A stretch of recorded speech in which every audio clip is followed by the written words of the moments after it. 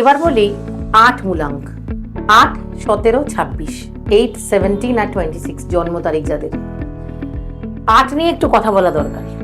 শনির নাম্বার, শনি দেবতা কর্মের দেবতা, শনি দেবতা ন্যায়ের দেবতা। 8-এর সাথে সমস্যা কাদের হয় আগে বলি। 1, 2, 4, 8, 8 নিজেই 8-এর শত্রু। এবার বলি প্রবলেমটা হচ্ছে যে অতিরিক্ত ন্যায়পরায়ণ এবং অতিরিক্ত কর্মমুখী যে মানুষ হয়, সব মানুষ তাকে ঠিক নিতে পারে না, আর প্রচণ্ড হাইপার অ্যাক্টিভ থাকে। 9 আর 8 one of the most hyper active number. এবার কি হয়, যদি কম্প্যাটেবিলিটির দিক দিয়ে বলো তাহলে শুধুমাত্র 5, কিছু কিছু ক্ষেত্রে 3 এবং 6, এইটা হচ্ছে কম্প্যাটেবল নাম্বার 8-এর জন্য। এই মূলাঙ্কের নাম্বারগুলো তোমাদের জন্য ভালো, কিন্তু 8-এর ক্ষেত্রে স্ট্যাচুটারি ওয়ার্নিং। তোমাদের যদি লং টার্ম রিলেশনশিপ বা বিজনেস রিলেশনশিপ 1-এর সাথে হয়, তাহলে সত্যি কখনো কখনো 1-8কে কনসিডার করতে পারে।